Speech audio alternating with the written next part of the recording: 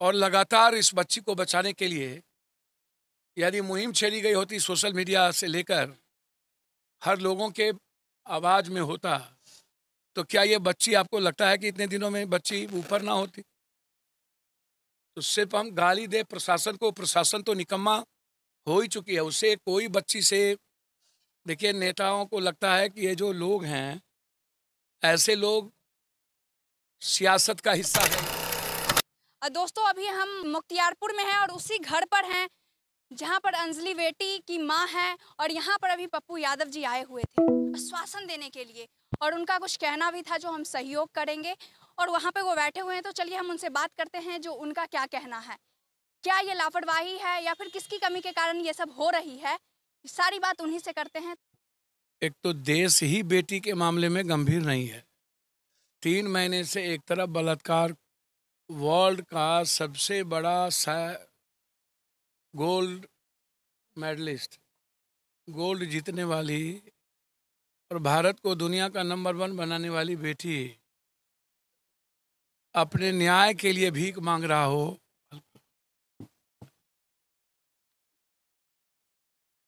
और भीख मांगने पर उन पर जुल्म, उनको मारने की तैयारी। मुझको लगता है कि जो मैं समझता हूँ, बेटी के लिए ना समाज गंभीर है और प्रशासन से ज़्यादा दोषी मैं समाज को मानता हूँ। समाज में ना लड़ने की क्षमता है, समाज में ना मरने की क्षमता है बेटी के लिए, और समाज घर से नहीं निकलता है। यही किसी अमीर घराने का औलाद होता और किसी नेताओं का औलाद होता, पदाधिकारी का औलाद होता, या मीडिया ट्रायल हो गई होती, तब देखते ये हिप्पी बाल के कैंडल जलाने वाले लोगों को, तब देखिए, तब ये लोग कैंडल जलाएंगे, तब ये लोग पद यात्रा करेंगे। यदि यही बेटी के लिए पूरा इलाका इकट्ठा हो गया होता दलसिंह सराय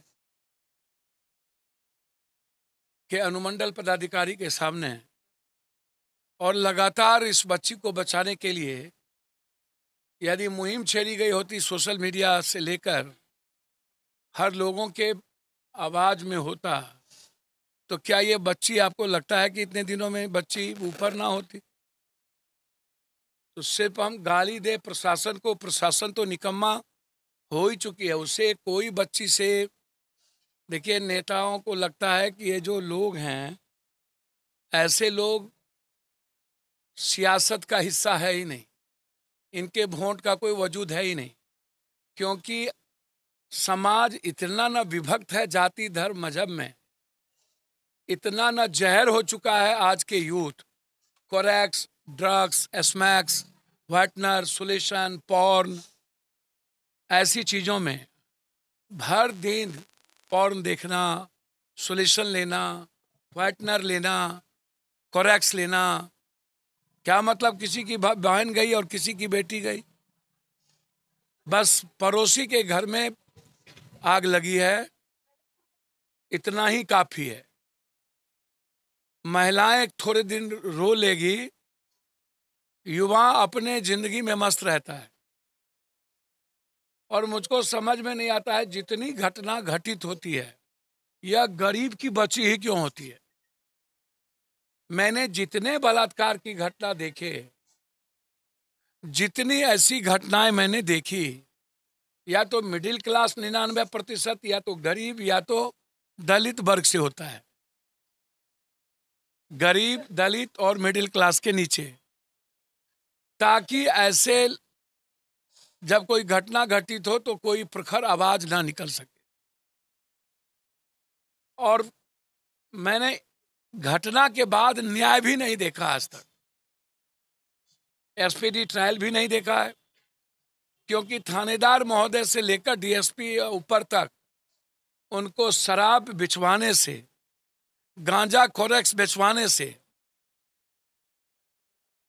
90-85% यूथ सट्टा खेलता है और मटका। सट्टा और मटका से कोरेक्स से फुर्सत होगा तब ना किसी सेव बेटी की आवाज निकलेगी। और पुलिस को जमीन माफिया, शराब माफिया और बालू माफियाओं से फुर्सत होगा तब ना वो कानून का काम करेंगे। सीआरपीसी का मतलब है इन्वेस्टिगेशन, जांच, गिरफ्तारी, आम आदमी की सुरक्षा, और दूसरा अपराधियों की एसपीडी ट्रायल करके फांसी की सजा।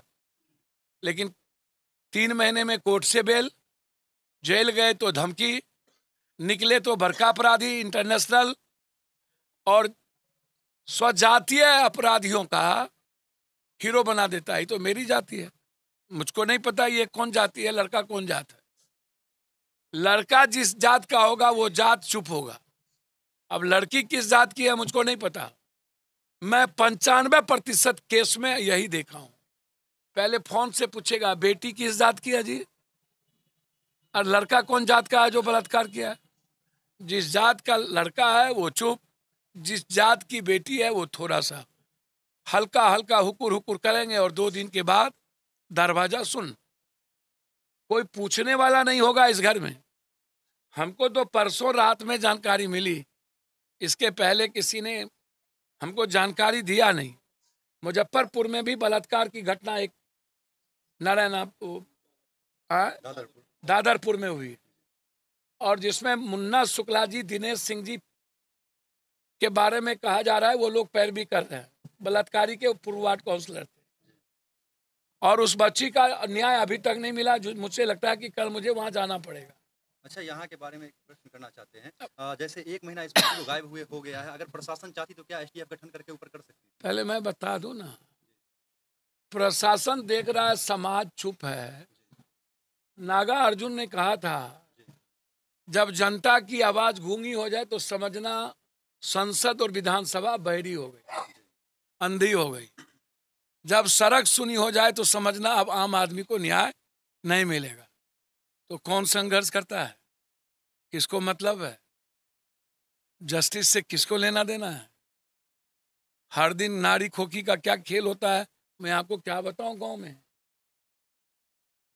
और माँ बाप की नजरें भी तो नहीं खुली होती है। भाई मस्त, पिता पेट की जिंदगी के लिए दौड़ता रहता है, माँ थोड़ी नजर खोल के रखती है। माँ की आंखें बंद हो गई ना तो बच्चा और बच्ची कभी सुरक्षित नहीं रह पाए।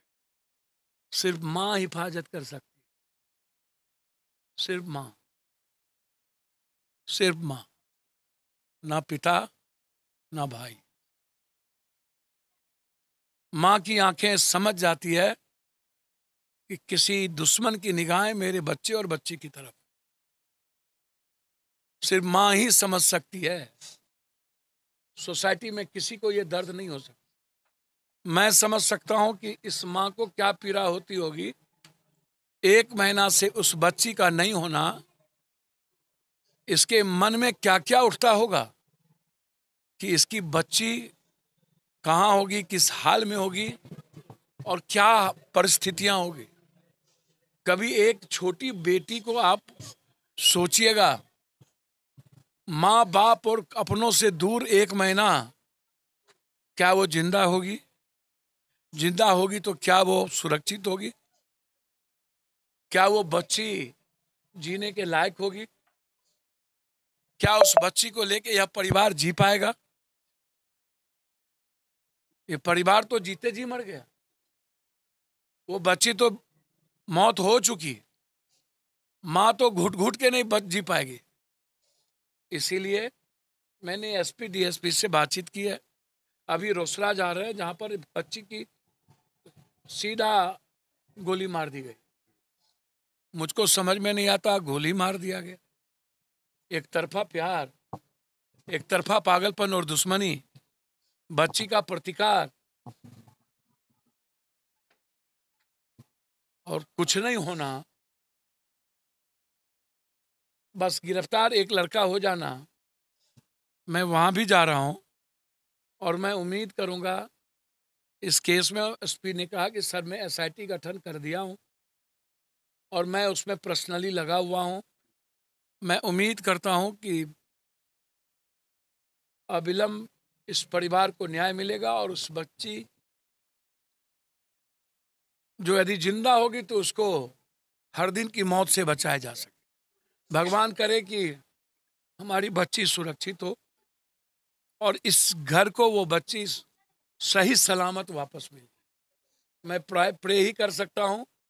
इससे बड़ी घटना वो मेरी बेटी होती तब भी मैं इतना ही लड़ता। और मुझे लगता है कि जो लोग यहाँ लाने का हमको खबर किए हैं उससे बेहतर था कि उसको सड़कों पर रोड जाम करना चाहिए, उसको लगातार लड़ाई लड़नी चाहिए, गांव के बुजुर्गों से लेकर धरना पर बैठना चाहिए।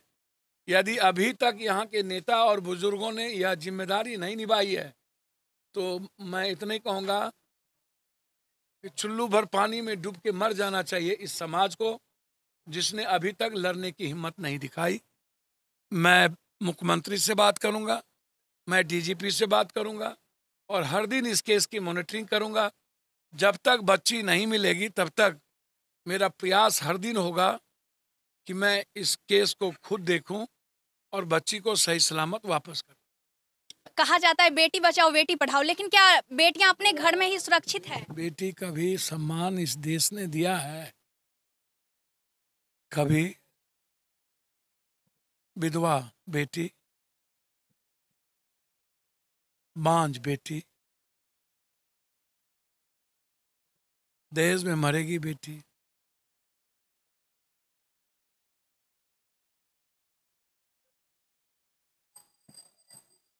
हर बलि को चढ़ेगी बेटी, छठ में सहेगी बेटी, जितिया में सहेगी बेटी, करवा चौथ में सहेगी बेटी, राखी में सहेगी बेटी, जितिया में सहेगी बेटी। मर्द का कोई काम नहीं, बस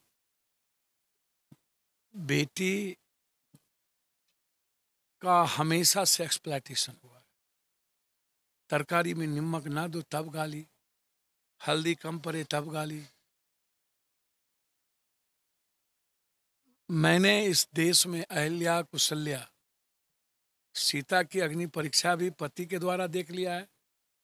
सोसाइटी कितनी गंदी होती है, एक बेटी का भी अग्नि परीक्षा लेती है। मैंने द्रौपदी को भी देखा, मैंने मीरा को भी जाना और रौद्र रूप जिसमें दे दिया दुर्गा और काली को। डर तो हुआ, सम्मान नहीं हुआ, सम्मान नहीं हुआ। सती प्रथा बेटी, विधवा प्रथा बेटी, मर्द बांझ होती है उसको कोई नहीं कहेगा, मर्द भी सती होता है उसको कोई नहीं बोलेगा, मर्द भी विधवा होता है उसको कोई नहीं बोलेगा। मर्द के लिए भी पर्व है। बेटियों का सम्मान इस कंट्री ने कभी नहीं किया है। क्या सर बेटियां सुरक्षित रहेगी अपने ही घर में, अपने ही समाज में, या फिर नहीं? दहेज में जलती कौन है? पड़ोसी की नजर किस पे रहती है? किसी ताकतवर लोगों की नजर किस पे होती है? अच्छा, हम लोग मुद्दे पर आते हैं नेताजी। बेकार की बात है। इस परिवार में जो अभी आप आए हैं, आपने एसपी से बात किया, डीएसपी से बात किया समस्तीपुर के, तो क्या लगता है मुख्तियारपुर में जो घटना हुई है इस परिवार में, अंजलि रिकवर हो पाएगी? क्योंकि एसपी साहब के द्वारा 7 तारीख को ही बताया गया था कि एसटीएफ की गठन की गई है। मैं जितना अनुभव है मुझको, 80 से लेके अभी तक जी। सड़कों पर जितना लाठी मैंने खाया है, जी। भगवान से प्रे करिए। माँ के सामने कुछ भी बोलना उचित नहीं है। मैं तो पॉजिटिव ही बोलूँगा और प्रे ही करूँगा कि मेरी बच्ची लौट के आ जाए। इससे ज़्यादा मेरे पास कोई शब्द नहीं है। बस वो जहाँ है उसको यातना ना दे, इससे ज़्यादा नहीं कुछ कह सकता। ये देख सकते हैं बगल में पप्पू यादव जी बैठे हुए हैं और मुख्तियारपुर वही गांव है जहां पर अंजलि बेटी गायब हो गई, कहां चली गई कुछ कहना मुश्किल है। अभी आए हैं, इनका कहना है जो बहुत जल्द ही मिलेगी या नहीं मिलेगी ये नहीं कह सकते, लेकिन हाँ इनसे जितना हो सकता है ये सहयोग करेंगे। बाकी आज का वीडियो मैं यहीं पर समाप्त करती हूँ। मैं फिर मिलती हूँ ऐसे वीडियो के साथ, तब तक के लिए जय हिंद।